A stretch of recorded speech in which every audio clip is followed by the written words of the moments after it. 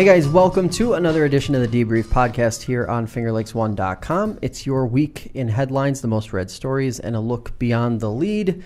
I'm Josh Durso, and today I'm joined by Ted Baker. He's the host of Finger Lakes Morning News on WGVA and WAUB. He's also become a regular on this podcast. I can't even say this is like your fifth time, I think, in the last 2 months, which I am just completely grateful for because your perspective is definitely well appreciated, especially with our audience. Always glad to be able to do it. I'm as mystified as you are by my apparent popularity on the podcast. So, lots of headlines. We were just here a couple days, or I should say, I was just here a couple days ago with Jackie Augustine. We were sort of breaking down all the political news, all the things that have been going on. Before we started jumping into the heavy stuff, I did want to get your take or your thoughts just on, now that we're about 4 to 0 days before Christmas, depending on when folks are listening to this, all of the debate this year around Christmas music, around different Christmas movies like Rudolph the Red-Nosed Reindeer, for a host of different reasons, mostly folks being a little uncomfortable with maybe the messages that they were sending when they were created. We're almost past the holiday season. Do you feel okay with the way most of this dialogue has gone? Well, I actually wrote a blog on our website, fingerlakesdailynews.com, about the baby it's cold outside controversy, and we put a poll on the website, and it was something like 94 to 6%. What's the problem? Play the song. Right. And I took the opposite position. I have the feeling that I'm willing to bet most of the people who have weighed in on one side or the other haven't actually looked at the lyrics in that song. But it's essentially a guy propositioning a girl over and over and over and over to stay, presumably for some sort of sexual relations. And she keeps saying no, and he keeps trying different tactics. And it's just, to me, we've just gone through a year of the Me Too movement.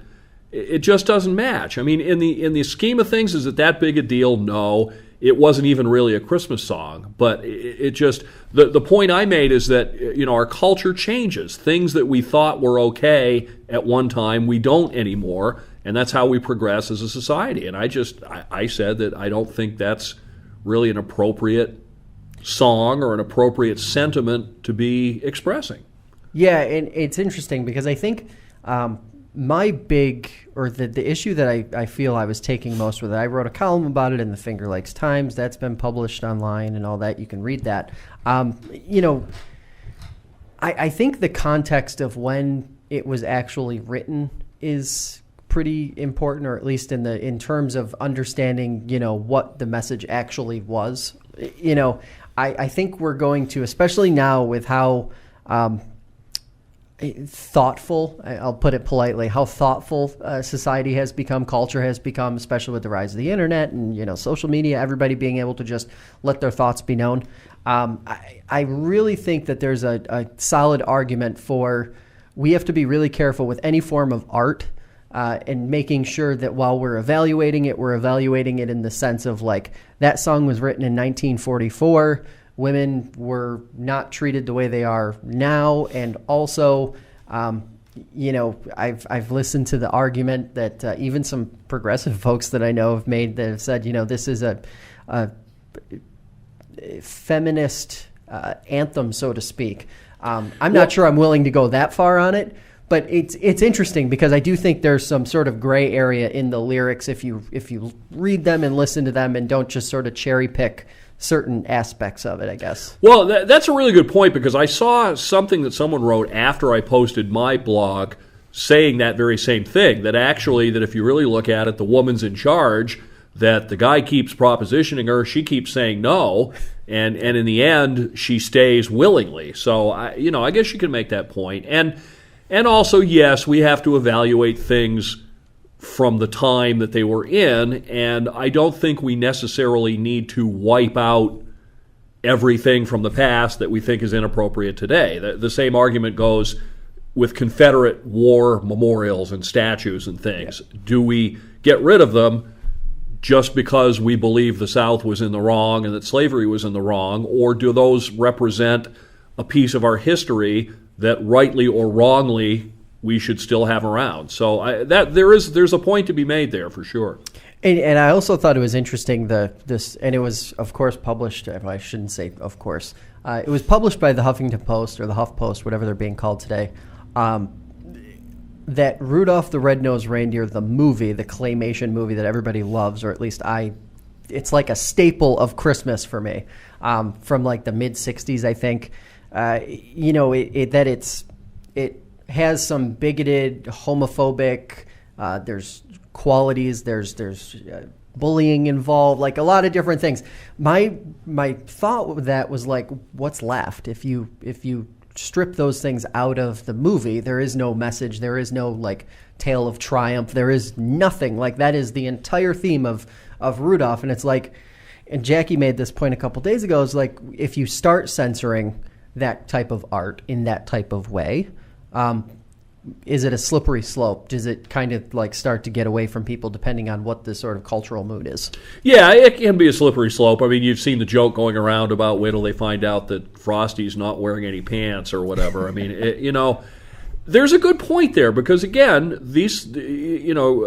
Rudolph came out when? Late 50s, early 60s or something. Yeah. So it's reflective of the culture at the time. And what we now could call bullying today and are very concerned about didn't really have a name, and people weren't that concerned about it back then. So it's a really interesting point, because again, if we can only look at past art through today's lens, we're not going to really have a lot of art to look at, and we're going to look at it in a different way. So, I mean, I was a big fan of the cartoons when I grew up back in the 60s, had completely stereotypical, outright racist depictions of black people. Yeah. Big lips and Yeah. black skin, and I mean, stuff that we just absolutely wouldn't stand for today. But that reflected the thought of the time.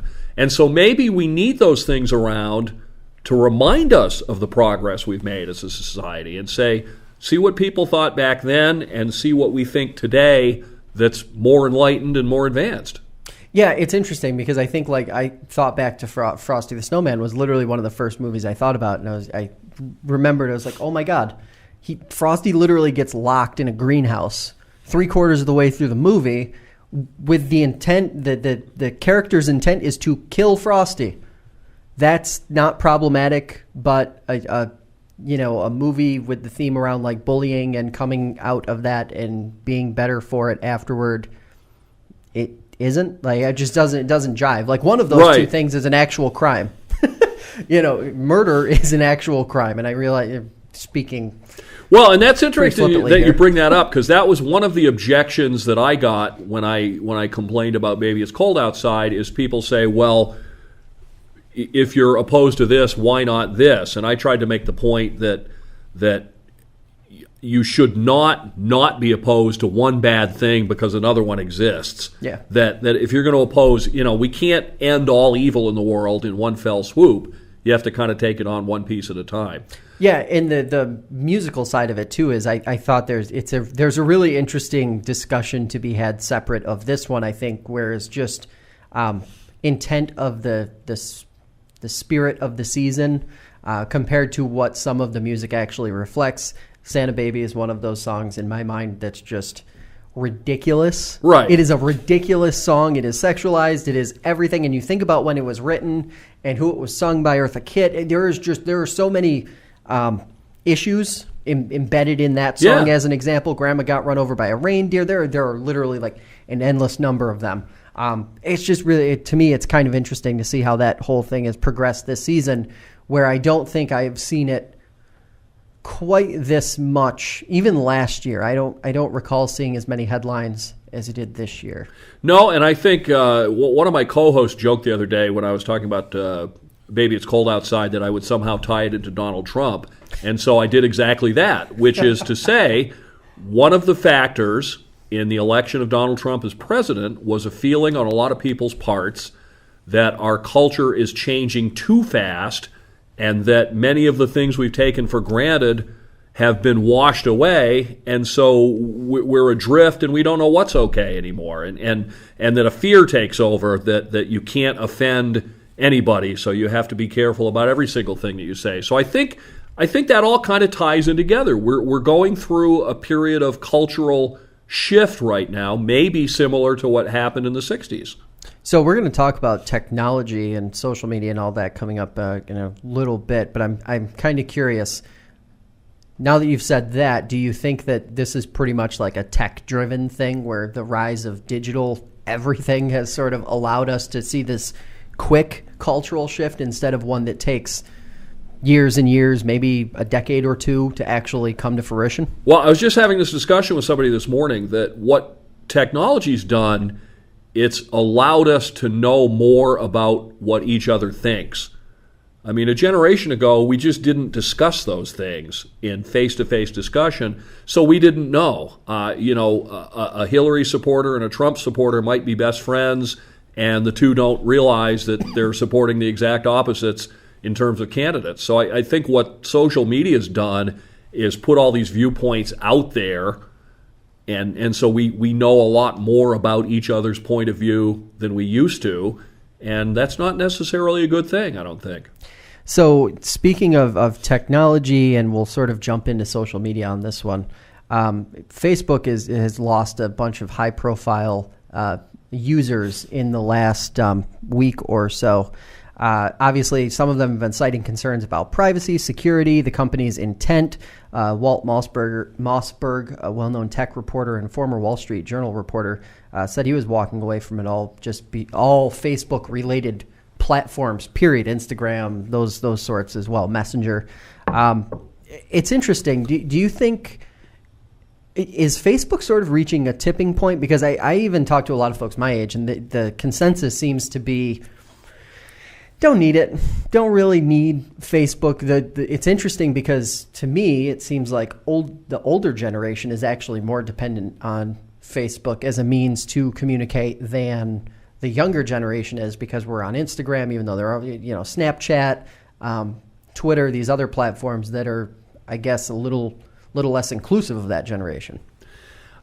I guess none of these recent Facebook revelations have really bothered me that much, because I think I already knew that. I mean, there was a saying, and I forgot where I first saw this, that if a product is free, then you are the product. I mean, maybe it's a background in advertising-based media. I mean, I've known since day one the purpose of Facebook is to sell stuff to people. I mean, that's why it's free. If it wasn't, we'd pay for it. So, and I've said, too, if we live in an advertising age, if I'm going to be bombarded with advertising, I would far rather it be advertising for things I like than random advertising. So if Facebook is mining through my activity and it says, gee, he posts a lot about football, he must really like football, here's an offer for football tickets. I guess I don't really have a problem with that. I guess I know what I'm getting, and if it ever gets over the top, then maybe I'll get off. I don't know if you saw the story I just saw today. I think it was a New York Post article about somebody in Germany who petitioned Amazon for the data it had, and they accidentally sent him someone else's Alexa recordings. Mm-hmm. And some reporter got on it and was able to identify who this person was almost immediately from the various platforms they were on. So I think at this point we need to just have our eyes wide open. If you're on these platforms, yeah, they're gathering information about you and they're sharing it with people to try to sell you stuff. That's the world we're in. And I want to be careful about saying this because I don't want to overgeneralize, but the more people I talk to, it kind of seems like there is a certain comfort level or just a little bit of being okay with being sold stuff or being propositioned to buy stuff. That's the advertising that everybody has known and loved for as long as commercial advertising has existed. But it seems like there's this debate between selling ideas and selling goods. And some people feel like Facebook is selling ideas or through their various activities rather than selling just goods. Now, there's politics baked into that, of course. In theory, anyone can be on a social platform. Anyone can say whatever they want. It is a free country, but there is the side of the internet that folks believe conservative voices are being smushed down, that, there's just too much fake news, this, that, the other thing.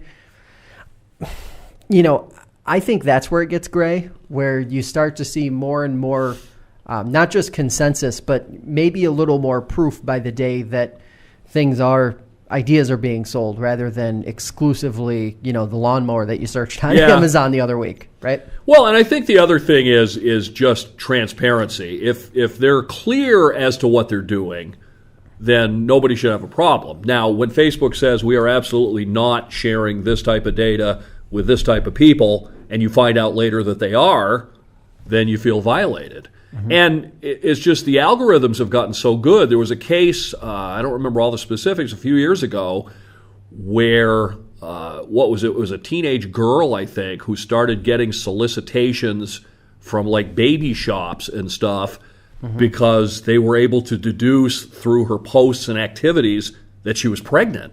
Yeah. And she hadn't even told her family yet. And, mm-hmm. So Amazon or somebody is sending her coupons to Baby Castle. I mean, that raises some pretty interesting ethical debates.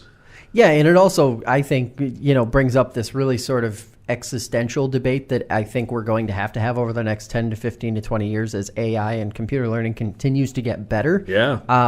Can we keep up? And furthermore, like, how do we keep it in check? I don't think government stepping in is the answer and regulating the industry, so to speak, as has been said. I just think that introduces a whole element of Big Brother that we don't need, because they become the gatekeepers, and there's a million problems there. Right. But on the publishing side, it's interesting. So earlier this week, I had to post an editorial to our website and to Facebook, because Facebook, through their various changes to weed out fake news, they've gone through some sort of steps over the last 9 to 10 months in how pages act. So you post a link. Here's an example. Earlier this week, we posted a link to the daily forecast, something we do every single morning. It's the first thing that goes out on social media. It's the first thing that people want to see. Right. And a mugshot was attached to it as the featured image. The comments lit up as soon as the post went up. Understandably so. Oh my God, you guys are so stupid. How did you let this featured image? Someone was being lazy. No. Facebook doesn't allow publishers or page owners to modify the featured image or even choose a featured image for a news story, for a posting. Right. Because it is their way of making sure that, in their mind, fake news is not being spread across social media platforms. So the AI, the algorithm, is going through just like Google does and combing the site. It picks out a featured image that it thinks is right, that correlates to that story. It doesn't match up, and all of a sudden, the publisher looks like an idiot when, in fact, Facebook is the idiot, but you'd never know that on Facebook. Right. We've had the same thing happen. Yeah, that exact same thing. And you get, Facebook has this weird, like, refresh tab that you can hit on an individual link, and sometimes it'll refresh it, sometimes it won't. You can delete the post and try and reshare it, but oftentimes the exact same featured image is going to get pulled. And it's like Facebook is effectively becoming the gatekeeper in a lot of ways.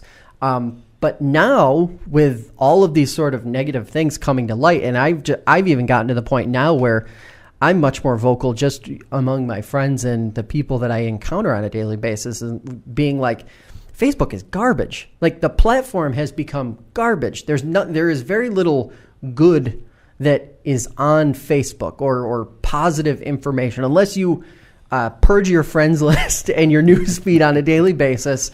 The crap slides in, whether you're friends with people or not. It's showing suggestions, it's showing ads, it's a hot mess. And I do genuinely wonder now how much longer they can sustain. Obviously, well, I guess we'll see. And then the question on the other side, I was talking about transparency, is how much right do we have to know the inner workings of a free product? If I'm Facebook, I say, hey, you don't like us? Bye. So, and I don't know the right answer to that. I think they're probably going to be forced toward a little bit more transparency or a little bit more user control. I mean, that it seems to me that you, even as on a free platform, you ought to have a pretty decent degree of control over what goes out. If I post something and I only want these 4 people to see it, then only those 4 people probably ought to be able to see it. So another element, and this story definitely has social elements to it. Ghosting has made its way into the workplace. There's been a couple pieces over the last few weeks online. They've generated some business buzz. Reports say that more employees or job applicants are ghosting employers. They're leaving and never letting them know. They either are in the application process or they have a job, and then boom, just one day they're gone. They never hear from them again. Obviously, there's been a lot of debate about this. Some folks say that this is a byproduct of lazy millennials doing their lazy millennial thing, just not being applied or any other number of things. And then the other side of the debate is, it's the reflection of a hyper-competitive job market. Folks are going from job to job seeking the best opportunity, and time isn't always, time is sometimes of the essence. And the traditional 2-week notice isn't a factor. So I guess when you hear things like that, or this idea of job ghosting, if you have before, what is your sort of takeaway from it? Being that you've probably seen we've all worked for employers past and present who have had employees come and go. Yeah, some give notice, some don't. Where do you come down on that one? I didn't know it had a name, but I've seen that. We've had people that they show up for day 1, day 2, and then they don't show up for day 3, and we never know why. I think it's another cultural shift going on. Especially among young people. I mean, my generation, and especially my parents' generation, it was, work 25, 30, 40 years at one place, get your gold watch, take the retirement program. I think young people are looking at a job market saying, there's no way that the job I'm in at age 20, I'm going to be in at 40 or 50 or probably even 30. So I think it's a changing job market all the way around. Now, I can't imagine why you wouldn't give the decency of telling your employer you're leaving. That's a little odd to just not show up. I mean, I would say, look, this didn't work out. It isn't what I thought. I'm real sorry, but I'm going to move on. It's interesting because I think there is the social element of not necessarily having the basis of good communication built into people as they're entering the job market. Maybe that's a discussion about is enough being done in college and high school to make sure that people are effective communicators to that end. But the flip side of it to me is like, so a couple different points. One, I think this is, no one wants to talk about it, but I think it is connected to wages and work culture ultimately. Work-life balance, all these different sort of things that come into it. I think there is an element of full and part-time bias being part of this discussion. So do folks feel that they should have to give notice to someone or to a company that they're only working 12 hours a week at or 20 hours a week at? And are those numbers being included for those types of jobs? Because, it isn't the same as walking away from, a full-time job with benefits and right. the whole nine. It just isn't. But the other side of it too is like, so I think back to when I worked in retail management before I got into publishing and news and reporting. I remember sitting in a meeting with some regional management while we were in the process of opening a store. And the district manager said on this conference call with like 25 different stores on the call, something to the effect of part-time workers are only worth minimum wage. And I thought it was interesting because she was referring to the temporary sales associates, the seasonal sales associates, which were always a point of trouble for the management who was trying to hire and retain, and then also trying to keep them after the holiday season ended. It's interesting because it's like that attitude portrayed over a long period of time.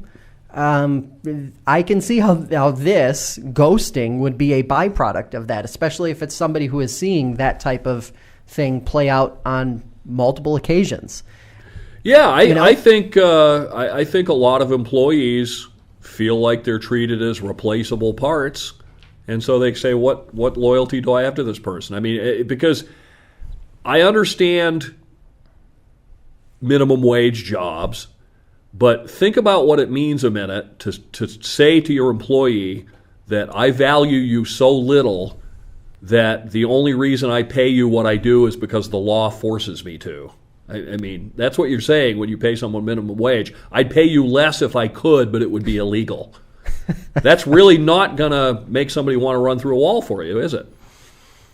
No, it isn't. And that's, that I think that's where a lot of this is sort of seated in. And, it isn't, I'm not saying, and it was interesting because I was listening to a financial guy yesterday on the radio talking about this, and he basically said, the only way employers are going to stop doing this is by creating better compensation packages for their prospective employees. Ultimately, they're leaving for a better opportunity. And how do you stop people from leaving for a better opportunity? You create a more conducive, competitive package. And some companies have begun to do that. I think some companies realize that there are benefits to a stable workforce that might be worth the additional cost of paying a little bit more. But it's a very bottom line driven world. Especially, I was talking, we were having a discussion on the air the other day about these stories about the upstate population decline. And I was saying that a lot of it is the manufacturing jobs that used to be available all throughout rural America are disappearing. And one of the reasons why is because I use the example of my hometown in New Hampshire, paper mill town. The paper making operation at one time was the largest in the world, and it was run by a family that lived in that town. That family was wealthy, but they also paid their workers well. They cared about the town because they lived in it. And then in the 1970s, that operation was sold to a company from far away, and now nobody in management lives in the town anymore, and it's nothing but numbers on a spreadsheet. And guess what? Employment in the paper industry is almost gone from that community where it was in the tens of thousands in the 1950s. So I think it's another, we're kind of on a theme today of just cultural shift, but I think that's a lot of what's happened is the more publicly traded companies. If you're a publicly traded company, your number one obligation is value to your shareholders.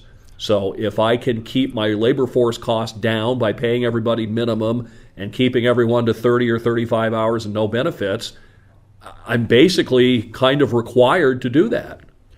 So I'm glad you brought that up, the New York State population part, because that was one of the things that I had sort of chuckled at earlier in the week, because you had the population decline that was noted throughout the state, and then you also have the news that but unemployment's at record low or near record low, and the two news items came out nearly simultaneously, and it just, I can't help but sit here and think to myself, are people who are consuming this information really that blind to what is really at play? Unemployment can be at record lows, and that is not a reflection of a good economy.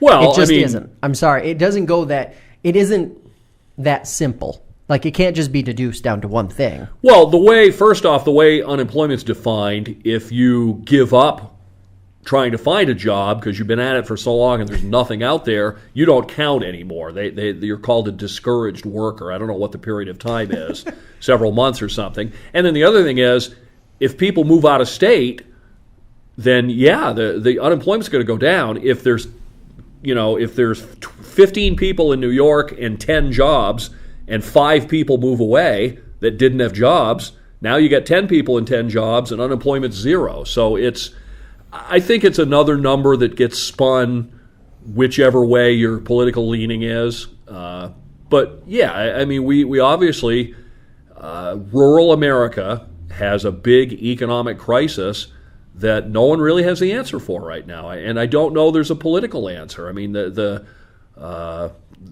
think it's the Don Henley song, these jobs aren't, or Bruce Springsteen, these jobs are going, boys, and they ain't coming back.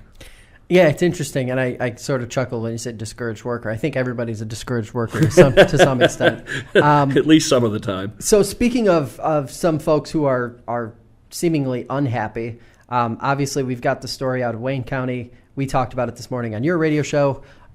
Just that Wayne County right now is dealing with a shortage of deputies. They're trying to negotiate a new contract. The Wayne County government is operating in really good financial shape regionally compared to other counties. And yet you still see hesitation from elected leaders to just pull the trigger on a new contract to get things right and to get it moving with all of and we're going to talk about sort of the media spin on crime, but there is no way to discount that in the last 2 years, Wayne County has been a hotbed for really violent crime. Not saying that it is abnormal in terms of the stats. We'll have to see how that pans out over the next 6 months to a year. But certainly it shouldn't be lost on these supervisors in Wayne County that they need to be paid so that they can be fully staffed. Imagine being a road patrol deputy and working 16 to 18 hours or 20 hours shifts regularly. It's mind-boggling. Well, what happens in these cases is I think sometimes governments, they try to hold the line so they don't give raises for a few years, and they pat themselves on the back for controlling costs, but then the gap gets so big, so now the union is asking for a 30% raise. And your first reaction is, oh my God, I don't get a 30% raise. How come you people do?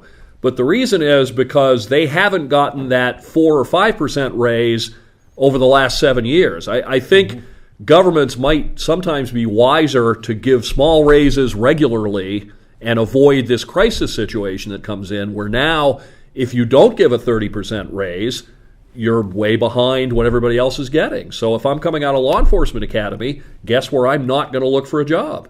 The place that's getting 30% less than everybody else does. Yeah, and Seneca County had this same issue where they sort of historically over the last, say, 5-6 years, until very recently, had the image of being a training ground for all of these, a full roster of positions. And it creates this scenario where like you're spending all of the money on training an employee in a given field, and then bang, turn around 6 months later, they're gone. And you redo the process again. And then 6 months later, they're gone. And it just creates a bad work environment, one. And yeah, to your point, you're not going to be able to keep any staff. And it's back to the same thing we were talking about in private business. There's an advantage to having experienced people and not having to train. So maybe it's worth paying a little bit more to ensure that people will stay. So then we shift gears and we move down to Ithaca. Mayor Svante Myrick blasted law enforcement and local media after a budgeting spat became public over the last month and a half or so. The police department requested more funding for additional officers, but Myrick argues that crime stats just don't support it. He pulled the despite what you see in the media card, which I think is just lousy. That is throw that big blanket over all of us. Oh, I'm sorry. Yeah. But so before I go off on a rant, where do you sort of come down on this age-old debate of more officers, less officers? It seems to have gotten more political now, where Democrats are trying to lean towards less policing and Republicans are leaning toward more. But Ithaca is a fully, I would say, as near saturated Democratic land as there is in the region. And they seem to be struggling with the same debate internally. Well, my understanding is that Mayor Myrick is correct that the statistics show that crime is down. The problem with crime is, and this all it seems like every time we talk, we kind of end up in an overall theme, but we're talking about social media and how information is shared. There's actual crime versus perception of crime. Serious crime across the United States has gone tremendously down for almost steadily over about the last 40 years. ask a lot of people that, and they won't get that answer. They'll tell you that it's getting worse and worse because the more egregious things get highlighted. I mean, you're just talking about Wayne County, and we talked about it this morning. There have been these high-profile cases, and that's what sticks in your mind. Nobody's going to look through some booklet somewhere to see what the actual crime rate is now versus 30 years ago. So I think what we have is we have violent crime really seriously decreasing almost everywhere across the country, but that's not the perception that most people have. And I wonder if, obviously, their media does play a role in it, in the whole discussion about what's actually being put out there. But I guess my thought or my concern comes back to just sort of the idea that, is it oversimplifying to just say, well, the stats are down, so you don't need these people? I mean, that's where I feel like you lose some folks, where they're going to come back and say, well, hold on a second. You have no idea how much more manpower it takes now to complete an investigation versus what it did 10 or 15 years ago. Yeah, technology helps, but it doesn't mean it eliminates the problem or the challenge of doing these really in-depth investigations. And it's like, if you aren't also going to think about these things, why are you just going to turn around and blame the media for exacerbating an idea that, or a failed ideology that, society's more violent now than they were before, even though the stats don't say it? Right. And I think in the case of Ithaca, it wasn't so much the media as it was political opponents of the mayor pointing to some high-profile crimes in the city and saying, what's he talking about? And, you made the point, well, crime is down, we don't need as many officers. The other side of that point is, why do you think crime is down? Because we have these officers. If you take them away, it's going to go back up. I mean, that would seem to be a non-controversial idea, that the more police you have out on the streets, the less likely is somebody's going to try to commit a crime. So then my follow-up is, and this is one that I try to think about it all the time. And I feel like as a member of the media, I may oversimplify it a little bit, but what role does the media play in not just always leading with these really big, ugly, horrific stories? Or at least, what can we do to make sure that readers are also thinking about the other things that are going on too, and not just remembering those really big, bloody, ugly things? I struggle with that a lot in our coverage of radio news and our presentation on the web. Bottom line is, well, it's a chicken and egg. Are we giving the people what they want, or are they wanting what we give them? I mean, if on your website or on our website, if we put nothing up there but salacious crime stories, our hits would go way up. I mean, people eat that stuff up. And it's media, I think by necessity, we're kind of incident-based. So if there's a murder in Seneca County, that's a big story. If there's not a murder in Seneca County, it's hard to make a story out of that. So people criticize us and say, well, you don't report the good news. So, okay, what are we supposed to report? Hey, there was no murder in the county today. Congratulations. I mean, it's kind of the nature of the beast a little bit. Well, and, these are the, folks are always complaining about how much money government spends, how much all of these municipal entities are spending. Dedicate $40,000 or $50,000 a year in salary to a communications person who can go out and make sure that the media is getting their hands on all of these good stories that you want to see, all of these good things that are going on in the community, if there are so many of these good things going on. Pay to make sure that you have that. Don't expect the newspaper or the radio station or the local news, digital news organization to turn around and be your PR service, because that's not why we're here. Right, and we get this on both ends all the time. Well, how come you didn't report this great news story? And you say, because I hadn't heard about it. Did you tell us? Did you send us a release? Did you? Oh, no. Well, I mean, we're here to tell whatever stories we think ought to be told, and whether they're good or bad. So if you have good news stories that you want told, whether it's on Finger Lakes One, whether it's on the Finger Lakes Radio Group, whether it's on television, tell them. It isn't like we're going to say, if you send us a good story, we're not going to run that. That's a good news story. We hate that stuff. There is nobody, and I'll even say, newspapers kind of get a bad rap for this, just because they don't have the turnaround time that, radio or that the digital landscape does. But like, nobody's turning down any story anywhere. Right.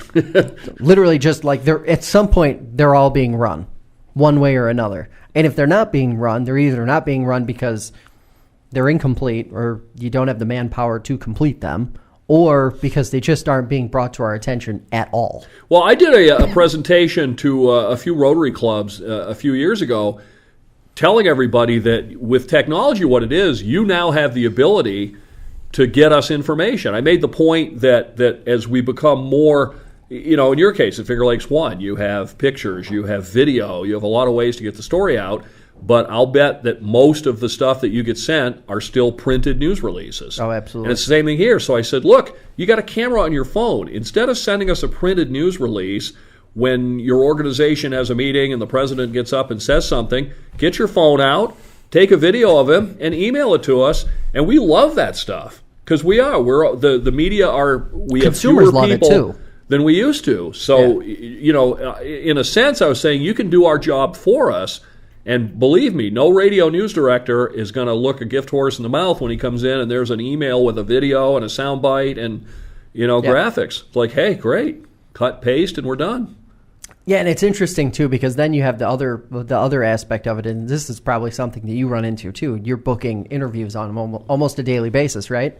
So, like, you talk to somebody, and they're like, oh, yeah, I would love to get some publicity out for my organ and my thing, whatever my thing is. And then you say, okay, well, we can have you on the radio show. We can have you in for a podcast, whatever the case may be.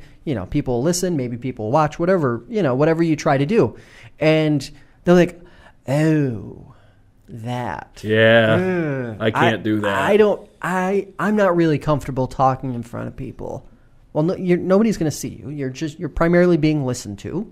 That's what I always come back right. with. And then, yeah, but I don't know. Well, and then they pump the brakes completely, and it's like the faucet's turned off. They aren't even interested. That's one of the reasons why there's kind of a official sources government bias in the news reporting, because those people do have communications people, and they do have people who can send out news releases, whereas some little neighborhood organization or something might not.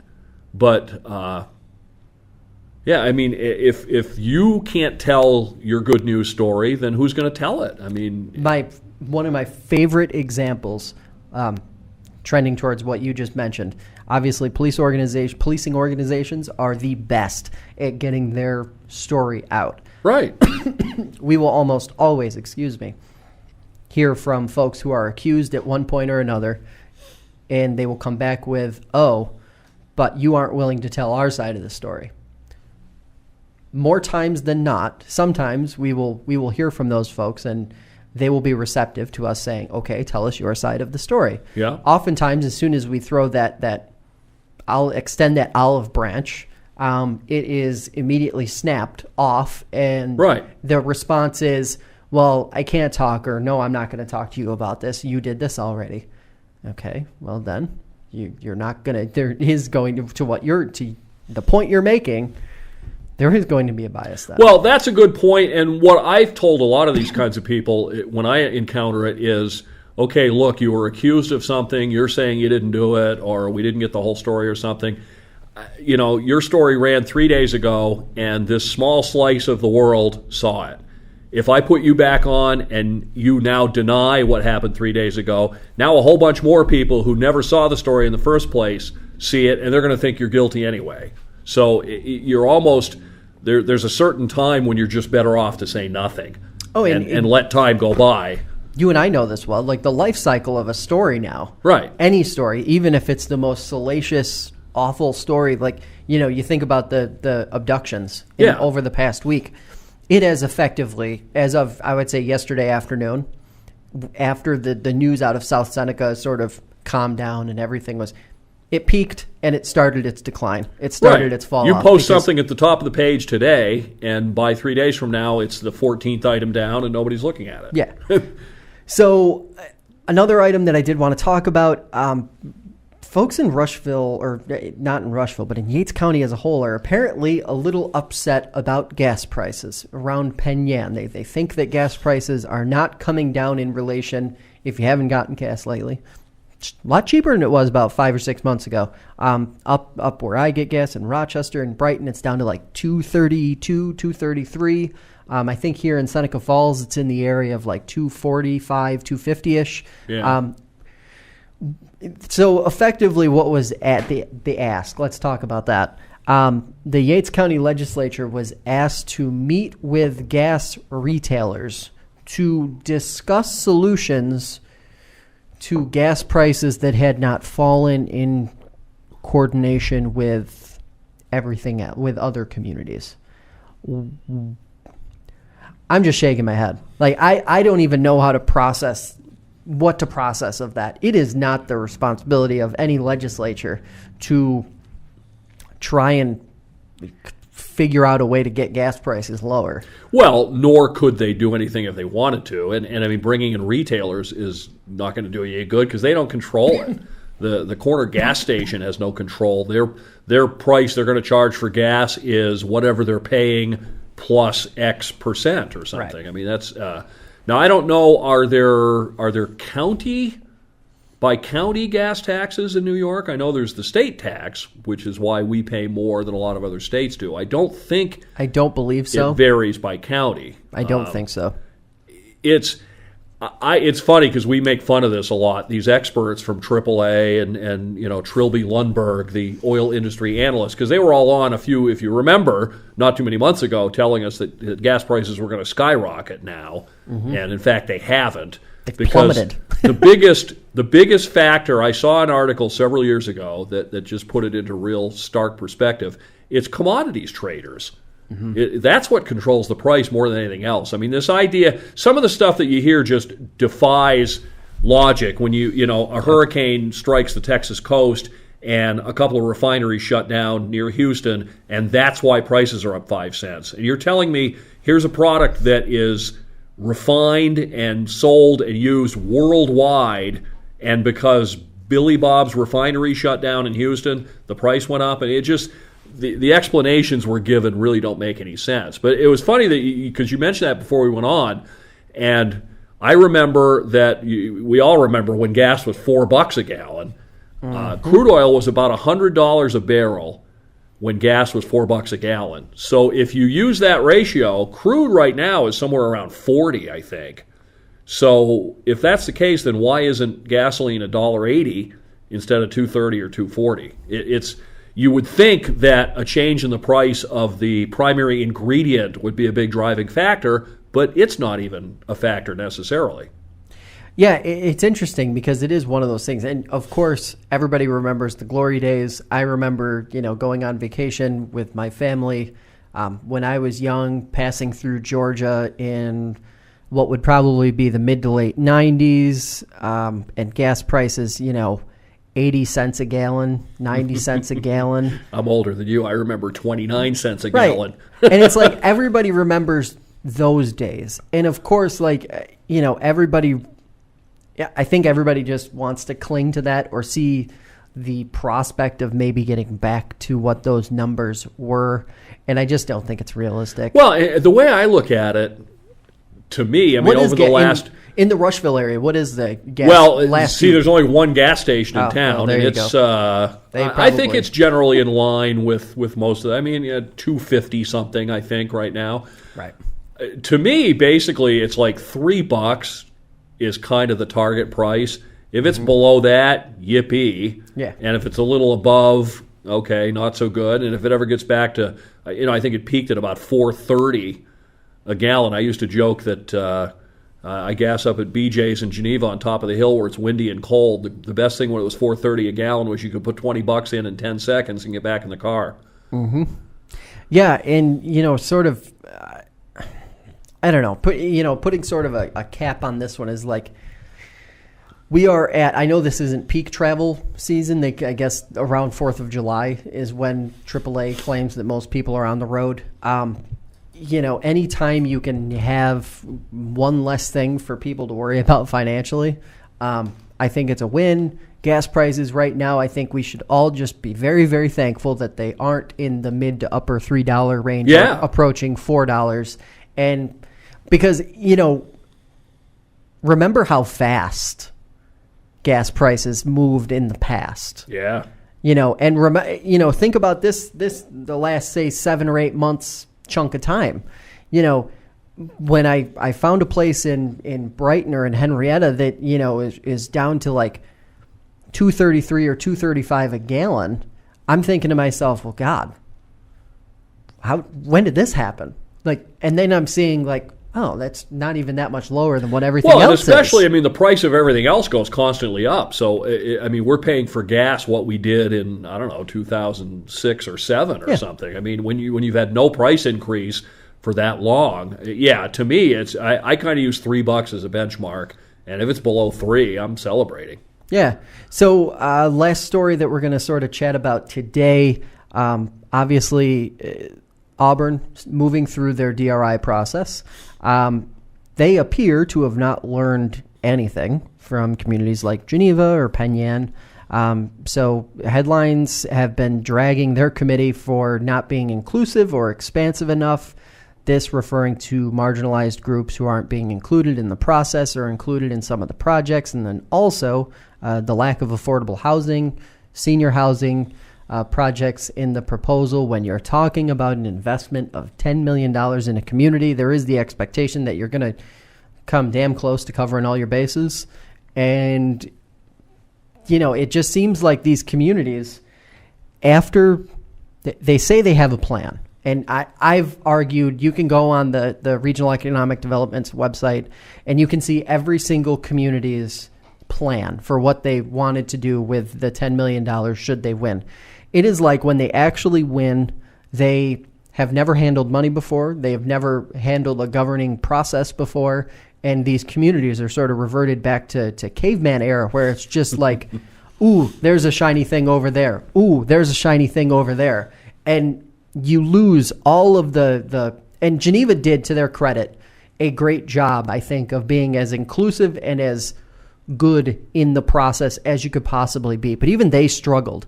And I'm just sitting here asking myself, we're now going into the 4th year of the DRI if it continues this coming year. I'm assuming it will. Cuomo got another term. Will we ever see a community that doesn't fumble the basics? Ever? When it comes to this stuff? It's difficult because I think there's a bias in favor of the big, shiny gateway project rather than something that's going to build housing for a poor neighborhood or feed people who don't have enough food. It's in Geneva, you get money for a microbrewery. Well, that's great, but if I live on the poor side of town and I have no grocery store in my neighborhood and not that great a transportation network, I really don't care. Yeah. So I think Geneva did a very good job of inclusiveness in the process. I don't know if it was as inclusive in the results. There's always kind of a bias towards the big, shiny headline project as opposed to just a lot of nuts and bolts stuff that's going to take care of poor people. And I think that's one of the problems with this whole dangling money in front of people idea.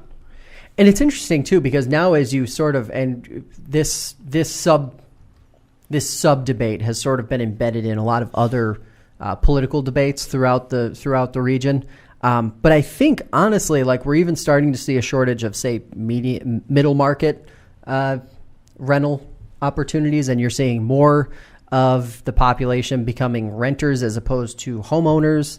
And it just doesn't seem like the market is keeping up with what the demand is for lower or even middle of the ground, especially in the tourism centric Finger Lakes, where the high end is appealing, especially to those folks who aren't from here, who want to spend a lot of money on those really shiny condo style packages.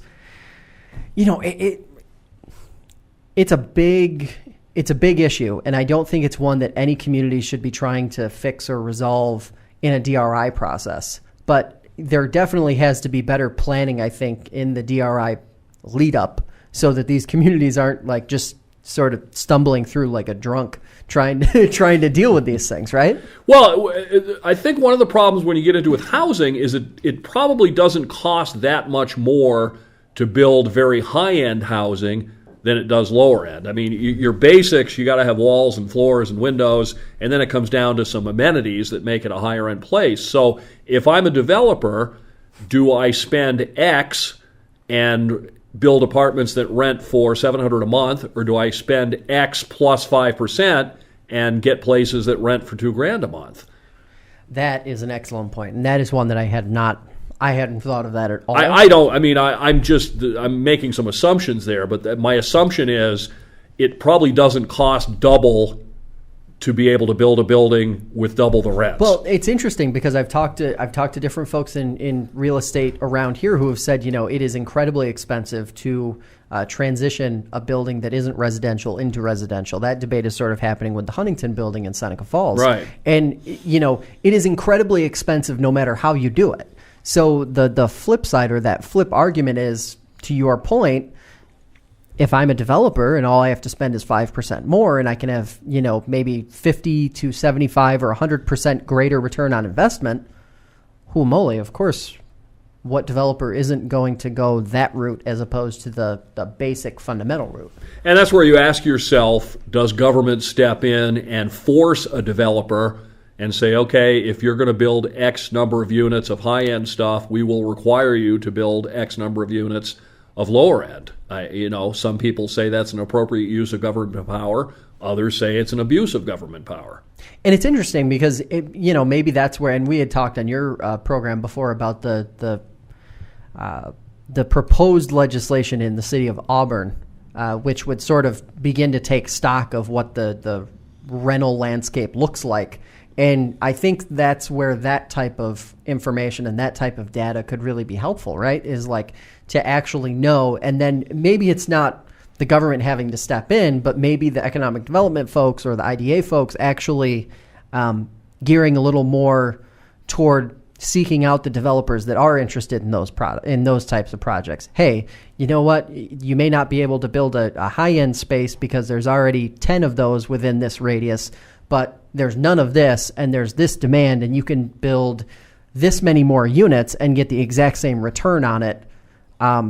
It just seems like it has to be a little more of a creative process. And I think another issue is maintenance of existing units. I mean, people that live in low-end rental units are afraid to complain if the heat goes out for the third time and the landlord doesn't fix it, because they go, okay, if I'm not going to live here, where else can I go? So I think there's that aspect of it as well. I think that was an issue in Auburn a few years ago, just looking at the overall quality of the housing stock. And let's face it, there are landlords who will put absolutely nothing into their properties and dare their tenants to complain or leave. Where are you going to go? Yeah.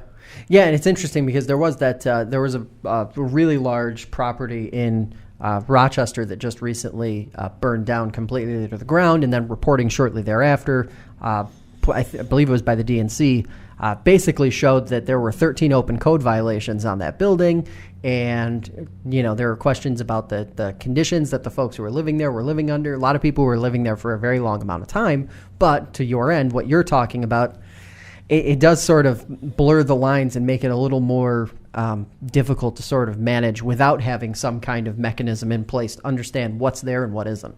Right, and that's, it's that ongoing debate about what's the proper role of government. There are people who say that the free market, if left alone, will take care of all these problems, and there's others that say it needs help from government to sort of steer it in the right direction. All right, so obviously running out of time here, but I'm going to throw it to you. Where can folks hear you? Obviously, you're on the radio every day. Let our listeners know where you're going to be next. 95.9 and 1240 is WGVA in Geneva. 98.1 and 1590 is WAUB in Auburn.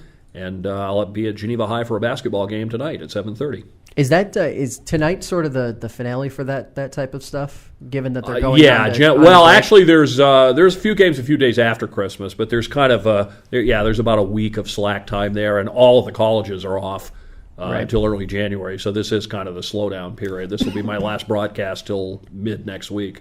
So, and then we will be back. You and I will be back here next Friday, same time, same all that nonsense. We'll be talking about the headlines, maybe looking forward to 2019, and maybe some of the bucket list items that we hope get accomplished.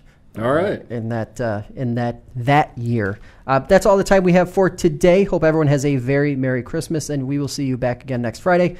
If you like what you see and hear, be sure to like and subscribe. Also, download the FingerLakes1.com app for more content like this, as well as around-the-clock news on your mobile device. Thanks for listening, and we will see you next time.